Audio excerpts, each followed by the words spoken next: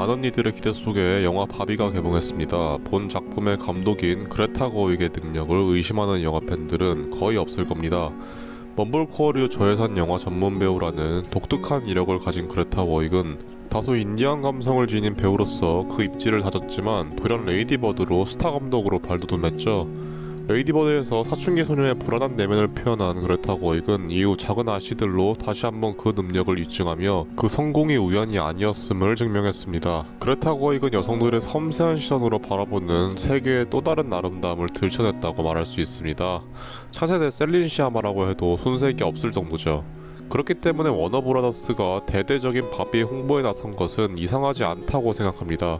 바비는 좋은 감독이 좋은 배우들을 데리고 잘하는 것을 한 영화처럼 보였기 때문이죠. 특히 이처럼 작품 전면에 페미니즘을 내세운 영화는 또 처음 보기에 과연 그레타 거윅이 어떤 방식으로 메시지를 전달할지도 궁금했습니다. 과연 그레타 거윅은 바비를 통해 무엇을 말하고 싶었을까요? 지금부터 바비 리뷰를 시작하겠습니다.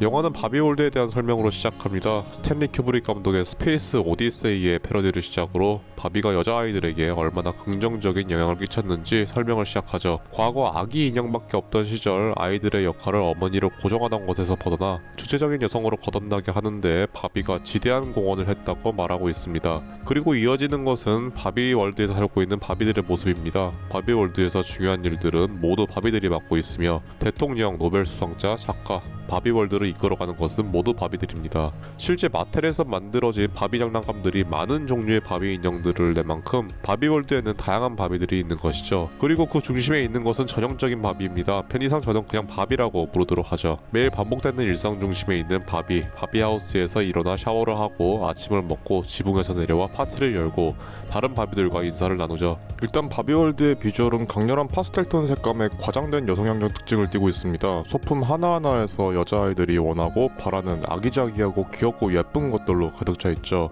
여자아이들을 위한 공주님 방을 거대한 회사가 유원지 마냥 커다랗게 만들어 놓으면 바로 본 영화에서 만든 바비월드가 될 것 같다는 생각이 들었습니다. 가장 유사하게 느껴지는 작품은 역시 그랜드 부다페스트 호텔이 아닐까 합니다. 파스텔톤 색감이 강렬하게 눈에 띄는 것도 그렇고 미니어처를 활용한 소품들이나 현실과 동떨어져 있는 듯한 동화적인 분위기가 웨스 웨더슨의 작품들을 강하게 연상시키죠. 또한 대사의 빠른 속도감이나 사용하는 어휘도 굉장히 난이도가 있는 것도 비슷하죠. 그리고 몇몇 장면에서는 연극을 연상시키는 수평 수직적인 배경을 사용하는 것도 유사하다고 할 수 있습니다.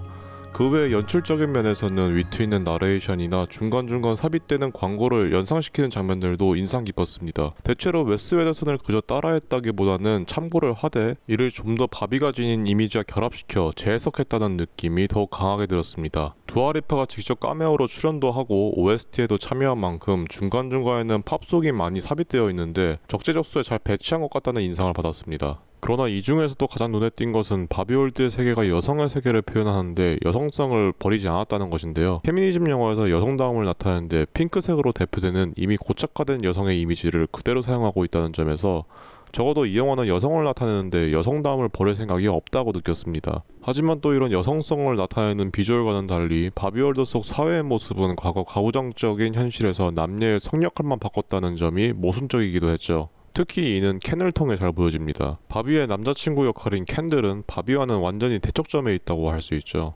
바비월드에서 켄들은 수동적이고 의존적이고 멍청하게 묘사됩니다.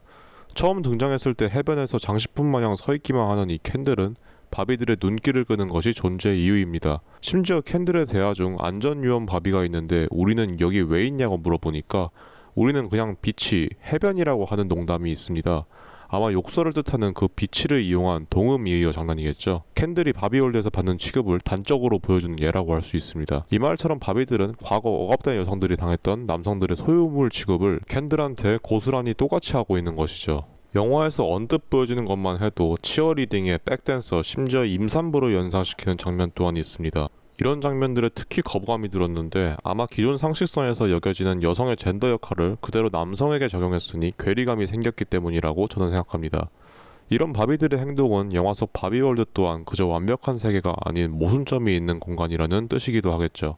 이야기로 돌아가자면 이제 완벽한 전형적인 바비의 일상에는 균열이 일어나기 시작합니다. 어느 날부터 죽음이라든지 하는 부정적인 생각이 들더니 입냄새도 나고 아침도 망치고 지붕에서 사뿐히 내려가는 것도 못하고 심지어는 발도 평평해지죠. 이런 문제를 해결하기 위해 바비는 인간계에 대해 많이 알고 있는 이상한 바비에게 찾아가게 됩니다. 본인과 깊은 유대를 지닌 인간이 부정적인 생각에 잠겨 본인도 변하게 된 것이라는 설명을 듣게 되죠. 이 때문에 바비는 켄과 함께 인간 세계로 본인을 가지고 놀던 여성을 찾으러 떠납니다. 하지만 이제 여기서 문제가 생겨나죠. 바비는 인간 세상이 본인들의 영향력으로 바비월드와 마찬가지로 주체적인 여성이 자유롭게 자신의 목소리를 마음껏 높일 수 있는 곳인 줄 알았지만 인간 세상은 반대로 남성이 세상을 주도하고 있었기 때문이죠. 이후 바비는 본인의 주인인 줄 알았던 샤샤와 만나지만 바비의 반가운 마음과는 달리 샤샤는 바비가 잘못된 여성관의 심볼로 외모지상주의를 부추겼다고 비난합니다. 그러나 이처럼 실망한 바비와는 반대로 켄은 처음으로 가부장제에 대해 알게 되고 이에 흠뻑 빠져 켄들을 계몽시키기 위해 바비월드로 혼자 돌아갑니다. 한편 마텔 직원들은 바비가 현실 세계로 넘어온 것을 알고 긴급하게 바비를 되돌려 보내려고 하지만 뭔가 석연찮은 점을 느낀 바비는 이들에게서 도망치죠. 그 뒤 샤샤의 엄마 글로리아가 자신의 진짜 주인임을 알게 된 바비는 글로리아와 샤샤를 여성이 세계를 주도하는 바비월드로 초대합니다. 하지만 이미 바비월드는 가부장제에 물든 캔덤이 되어 있는 상태였죠. 저는 이 캔덤에 대한 묘사가 본 영화 중에서 제일 마음에 들었습니다. 가부장들을 난생 처음 접한 바비들이나 캔들이 속수무책으로 빠져드는 모습은 페미니즘이나 가부장제의 본질이 다를 바가 없다는 것을 그대로 폭로하고 있다고 봤기 때문이죠. 젠더 우월성을 있는 그대로 드러내는 것은 남녀 관계없이 폭력적인 것이죠. 그 때문에 무시받는 기분이 어떠냐는 켄의 말에 상처받는 바비의 모습에서는 어쩐지 켄에 대한 동정심이 먼저 들기도 했습니다. 둘이 서로를 조금만 더 이해했더라면 이 같은 상황이 찾아오지는 않았겠죠. 그렇기 때문에 후반부에서 이 영화에 대한 제 기대는 극에 달했습니다. 저는 이처럼 젠더의 우월함, 선천적인 조건은 그저 얄팍한 것에 불과한 것이라 생각하거든요. 이처럼 영화가 서로에 대한 존중만이 연대와 평등을 만드는 열쇠라는 흐름을 무난하게만 만들어냈다면 저는 바비를 상업영화 중 특히 페미니즘을 전면에 둔 작품 중에서는 괴를 달리하는 수작이라고 평했을 겁니다. 그리고 제가 가장 실망했던 부분도 이후 이 캔덤을 바비들이 무너뜨리는 방법이었죠. 일단 바비들은 글로리아의 여성으로 태어난 이후 견뎌야 할 부담에 대한 일정 연설을 듣고 이에 영향을 받아 다시 깨어납니다. 그 다음에 다시 주체적인 여성이 된 바비들은 캔들의 시기심, 남성들의 여성을 소유하고 싶어하는 시기심을 이용해 투표를 못하도록 싸움을 붙이자는 게 방법이었죠. 제가 가장 마음에 안 들었던 부분이 바로 이 부분이었습니다. 영화는 여성의 우월함과 현실에서 받고 있는 고통을 돌림노래처럼 부르지만 이를 현실에 대입해 해결할 의지가 전혀 없습니다. 너무나 과장되게 멍청한 남성들과 너무나 과장되게 똑똑한 여성들이 나오는 이런 비현실적인 상황에서 현실의 문제를 진지하게 논의할 수는 없다고 생각하기 때문입니다. 특히 캔들이 투표를 못하도록 쓰는 장면에서는 캔은 필요없는 존재들로 아무것도 해서는 안 된다라는 메시지, 즉 남성은 아무것도 하면 안 된다는 메시지로 비춰질 수 있기 때문에 지나치게 폭력적이라는 생각도 들었죠. 그렇다고 이건 남녀를 모두 수긍하게 만들 수 없는 자신의 부족한 주제 전달력을 블랙 코미디로 포장해 쿨한 척 숨기고 있을 뿐이었습니다. 그렇기 때문에 결말에 이르러서 그레타 거역이 바비를 통해 전하려던 최종 메시지인 본인은 본인이기 때문에 소중하다는 메시지 또한 와닿지 않을 수밖에 없었습니다. 객관성뿐 아니라 현실에 대한 논의조차 거부한 이빠른 소리에 가치는 없기 때문이죠. 이 같은 메시지 전달과 무리한 스토리 전개에도 바비가 재밌었다는 착각이 들 수 있습니다.